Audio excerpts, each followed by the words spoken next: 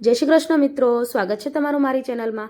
આજે આપણે બનાવવાના છીએ ખૂબ જ ટેસ્ટી અને હેલ્ધી ટમેટો સૂપ, જેમાં આપણે નથી કોર્નફ્લોર યુઝ કરવાના કે નથી લસણની ડુંગળી। તો ચાલો રેસીપી શરૂ કરીએ।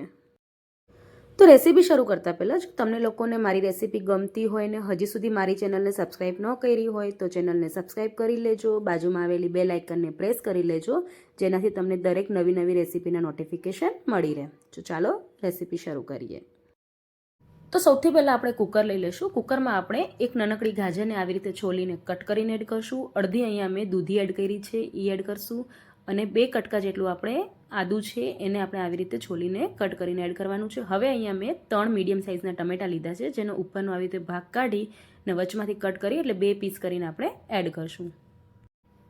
થોડીક આપણે એમાં કોથમીર એડ કરશું। કોથમીરથી સ્વાદ સરસ આવે છે સૂપનું, અને ડંઠલ સાથે જ એડ કરવાની છે। એક કટકો આપણે એમાં તજનો એડ કરશું, એક આપણે એમાં તમાલપત્ર એડ કરશું, અને 10થી 15 આપણે એમાં મરી એડ કરશું।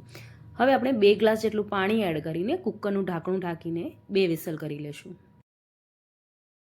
તો અત્યારે આ સૂપમાં હું લસણ કે ડુંગળી નથી યુઝ કરવાની। જો તમારે લસણ ડુંગળી એડ કરવી હોય તો તમે અત્યારે જ એમાં એડ કરી શકો છો।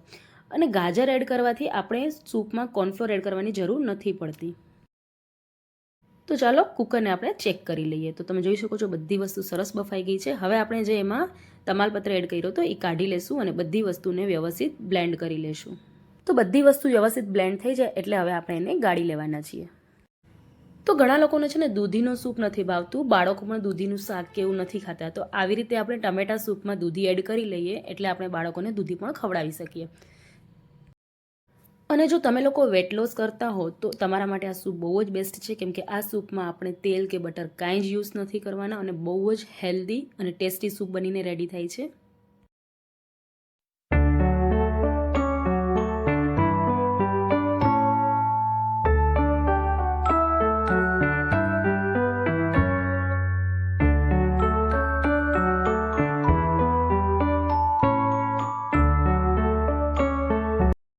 તો બિલકુલ આવી રીતે આપણે બધું સૂપ ગાળી લેવાનું છે। તો તમે જોઈ શકો છો વગર કોર્નફ્લોરે સૂપ કેટલું ઘટ છે।